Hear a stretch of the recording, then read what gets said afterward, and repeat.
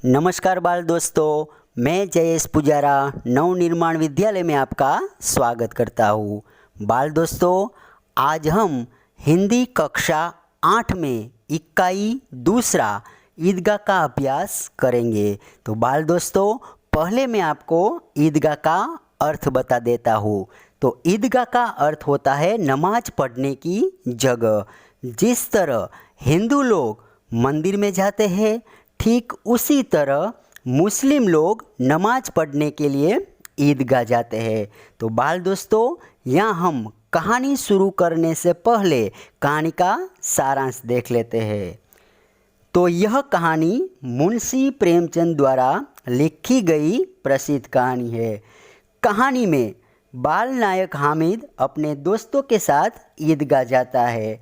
जब अन्य बच्चे खिलौने और मिठाई खरीदते हैं, लेकिन हामिद अपनी बाल सहज इच्छाओं का दमन करके अपनी दादी के लिए चिमटा खरीदता है। बाल दोस्तों, आपने चिमटा तो देखा ही होगा, अगर नहीं देखा तो ये देख लीजिए। अब हामिद दादी अमीना के लिए चिमटा तो खरीद लेता है, लेकिन चिमटा लेकर जब घर जाता है तब हामिद के हाथ में चिमटा देखकर उसकी दादी अमीना हामिद पर गुस्सा करती है, उस पर क्रोध करती है। लेकिन हामिद जब यह कहता है कि दादी, तवे से रोटियां उतारते समय तुम्हारी उंगलियां जल जाती है, इसलिए मैं आपके लिए चिमटा लाया हूँ। और यह सुनकर दादी अमीना का क्रोध स्नेह में बदल जाता है। और इस तरह प्रेमचंद जी ने कहानी में एक गरीब बालक की प्रतिभा, उसके त्याग और उसकी व्यवहारिक बुद्धि का हमें परिचय दिया है। अब हम कहानी शुरू करते हैं। रमज़ान के पूरे 30 रोज़ों के बाद आज ईद आई है। बाल दोस्तों, रमज़ान के पूरे 30 रोज़े पूरे होने के बाद आज ईद का त्यौहार है। रोज़ा यानी कि उपवास। कितना मनोहर, कितना सुहावना प्रभात है। आज का सूर्य देखो, कितना प्यारा, कितना शीतल है। बाल दोस्तों, सूरज तो गर्मी देता है, लेकिन यहाँ पर लेखक ने सूरज को शीतल बताया है, ठंडा बताया है। क्यों? क्योंकि आज ईद का त्यौहार है। मानो संसार को ईद की बधाई दे रहा है। गांव में कितनी हलचल है। ईदगाह जाने की तैयारियां हो रही है और गांव में हलचल मची हुई है, क्योंकि आज ईद का त्यौहार है और सभी लोग ईदगाह जाने की तैयारियां कर रहे हैं। किसी के कुर्ते में बटन नहीं है, पड़ोस के घर में सुई धागा लेने दौड़ा जा रहा है। तो किसी के जूते कड़े हो गए हैं, उनमें तेल डालने के लिए तेली के पास भागा जाता है। यहाँ पर बाल दोस्तों, कड़े यानी कि हार्ड। तो किसी के जूते कड़े हो गए हैं और वह जूते सॉफ्ट करने के लिए तेली के पास भागा जाता है। तेली यानी कि जो तेल निकालता है उसे तेली कहा जाता है। जल्दी जल्दी बैलों को सानी पानी दे दे, ईदगाह से लौटते लौटते दोपहर हो जाएगी। 3 कोस का पैदल रास्ता, फिर सैकड़ों आदमियों से मिलना भेंटना, दोपहर से पहले लौटना असंभव है। अब गांव के लोग सोच रहे हैं कि जल्दी जल्दी अब बैलों को सानी पानी दे दे। सानी पानी यानी कि घास चारा।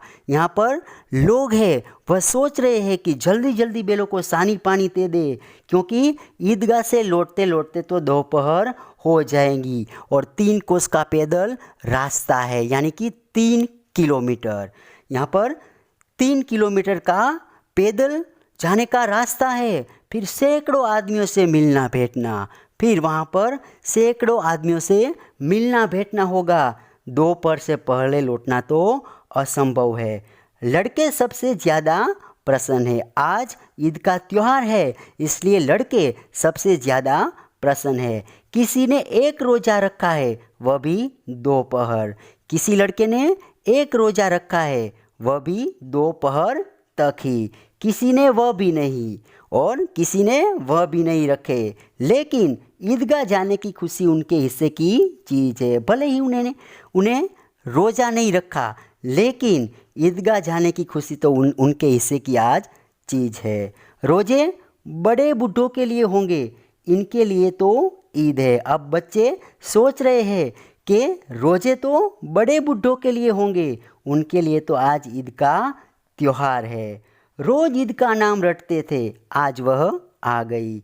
कब आएगी ईद, कब आएगी ईद, रोज ईद का नाम रटते थे, आज वह आ गई। अब जल्दी पड़ी है कि लोग ईदगाह क्यों नहीं चलते। अब बच्चों को जल्दी पड़ी हुई है कि लोग ईदगाह क्यों नहीं चलते। उनकी अपनी जेबों में तो कुबेर का धन भरा हुआ है। यहाँ पर हामिद के जो दोस्त है उनकी जेबों में कुबेर का धन भरा हुआ है। कुबेर यानी कि धन का देवता। बार बार जेब में से अपना खजाना निकाल कर गिनते हैं और खुश होकर फिर रख देते हैं। यहाँ पर हामिद के जो दोस्त है वह बार बार अपना खजाना निकालते हैं और गिनते हैं और खुश होकर फिर वापस रख देते हैं। महमूद गिनता है 1 2 10 12, उसके पास 12 पैसे है। महमूद 1 से 10 तक गिनता है, उनके पास 12 पैसे है। मोहसिन के पास 1 2 8 9 15 पैसे है। मोहसिन 1 से 9 तक गिनता है, उनके पास 15 पैसे है।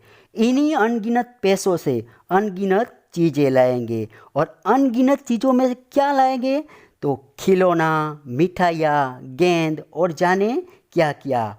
और सबसे ज़्यादा प्रसन्न है हामिद। आज ईद का त्यौहार है इसलिए सबसे ज़्यादा प्रसन्न हामिद है। गरीब सूरत दुबला पतला लड़का जिसका बाप गत वर्ष हैजे की भेंट हो गया था। हैजा यानी कि एक बीमारी।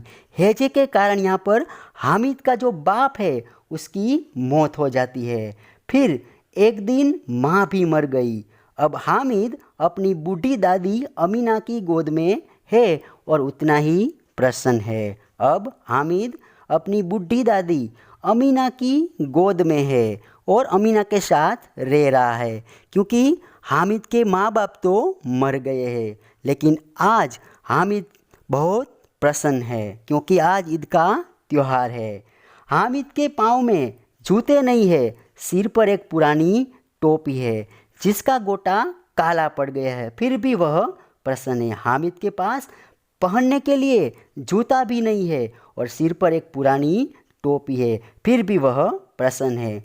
अभागिन अमीना अपनी कोठरी में बैठी रो रही है। आज अमीना अपनी कोठरी में बैठी बैठी रो रही है क्योंकि आज ईद है और उसके घर में एक अनाज का दाना भी नहीं है, इसलिए वह रो रही है। इस अंधकार और निराशा में वह डूबी जा रही है। किसने बुलाया था इस निगोड़ी ईद को? यहाँ पर अमीना सोच रही है और कह रही है, किसने बुलाया था इस निगोड़ी ईद को? निगोड़ी यानी कि दुष्ट। अमीना का दिल कचोट रहा है। कचोट यानी कि दुखी होना। अमीना का दिल कचोट रहा है। गांव में बच्चे अपने अपने बाप के साथ जा रहे हैं। अब अमीना सोच रही है कि गांव में तो बच्चे अपने अपने बाप के साथ जा रहे हैं, हामिद का बाप अमीना के सिवा और कौन है? उसे कैसे अकेले जाने दे? उस भीड़ भाड़ में बच्चा कहीं खो गया तो क्या होगा? नहीं, अमीना यूँ न जाने देंगी। नन्ही सी जान 3 कोस चलेगा कैसे? पैरों में छाले पड़ जाएंगे, जूते भी तो नहीं है और कुल 2 आने पैसे बचे रहे हैं। 3 पैसे हामिद की जेब में, 5 अमीने के बटुए में। यही तो बिसात है। बिसात यानी कि औकात। और ईद का त्यौहार अल्लाह ही बेड़ा पार लगाए। यहाँ पर अमीना सोच रही है कि हामिद का बाप है नहीं, सभी गांव के बच्चे तो बाप के साथ जा रहे हैं, लेकिन हामिद का तो बाप है नहीं और हामिद के पास पहनने के लिए जूता भी नहीं है और सर पर पुरानी टोपी है और उसके पास भी पैसे भी कम है, इसलिए वह उसे जाने नहीं देंगी, ऐसा वह सोच रही है। हामिद भीतर जाकर दादी से कहता है, लेकिन अमीना की कोठरी में जाकर हामिद कहता है, तुम डरना नहीं अम्मा, मैं सबसे पहले आऊँगा। हामिद कहता है कि तुम डरना नहीं अम्मा, मैं सबसे पहले आऊँगा। गांव से मेला चला और बच्चों के साथ हामिद भी जा रहा है। अब गांव से लोग मेले में चलते हैं और बच्चों के साथ हामिद भी जा रहा है।